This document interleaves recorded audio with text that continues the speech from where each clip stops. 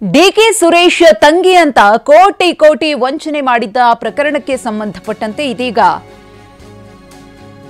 ಐಶ್ವರ್ಯ ಗೌಡ ವಿರುದ್ಧ ಮತ್ತೊಂದು ಕೇಸ್ ದಾಖಲಾಗಿದೆ. ಐಶ್ವರ್ಯ ಗೌಡ ವಿರುದ್ಧ ಮತ್ತೊಂದು ಎಫ್ಐಆರ್ ದಾಖಲು. ರಾಜರಾಜೇಶ್ವರಿ ನಗರ ಠಾಣೆಯಲ್ಲಿ ಮತ್ತೊಂದು ಎಫ್ಐಆರ್. ದಯಾನಂದ ಲಿಂಗೇಗೌಡ ಎಂಬುವವರು ಐಶ್ವರ್ಯ ಗೌಡ ವಿರುದ್ಧ ದೂರು ನೀಡಿದ್ದಾರೆ. 1,01,00,000 ರೂಪಾಯಿ ವಂಚನೆಯನ್ನ ಐಶ್ವರ್ಯ ಗೌಡ ಮಾಡಿದ್ದಾಳೆ ಅಂತ ಆರೋಪಿಸಿದ್ದಾರೆ. ಐಶ್ವರ್ಯ ಪತಿ ಹರೀಶ್ ಸೇರಿದಂತೆ 7 ಮಂದಿಯ ವಿರುದ್ಧ ದೂರು ದಾಖಲಾಗಿದೆ. ರಾಜರಾಜೇಶ್ವರಿ ನಗರ ಠಾಣೆಯಲ್ಲಿ ಮತ್ತೊಂದು ಎಫ್ಐಆರ್. ರಿಯಲ್ ಎಸ್ಟೇಟ್ ಕಂಪನಿಯಲ್ಲಿ ಹಣ ಹೂಡಿಕೆಗೆ ಸಂಪರ್ಕ ಮಾಡಿದ್ರು. ಹಣ ಹೂಡಿಕೆ ಮಾಡಿದ್ರೆ 5% 10% ಲಾಭದ ಭರವಸೆಯನ್ನ ಕೊಟ್ಟಿದ್ರಂತೆ. ಹಾಗೇನೆ ರಾಜ್ಯದ ಪ್ರಮುಖ ರಾಜಕೀಯ ವ್ಯಕ್ತಿಗಳು ನಮ್ಮ ಆಪ್ತರು ಅಂತ ಐಶ್ವರ್ಯ ಗೌಡ ಹೇಳ್ಕೊಂಡಿದ್ಲಂತೆ.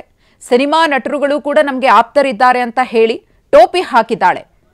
ಅಷ್ಟು ಮಾತ್ರವಲ್ಲ, ಮಾಜಿ ಸಂಸದ ಡಿಕೆ ಸುರೇಶ್ ಅವರು ತಮ್ಮ ಸಹೋದರ ಅಂತ ಹೇಳಿ ವ್ಯವಹಾರವನ್ನ ಕುದುರಿಸ್ತಾ ಇದ್ಲು.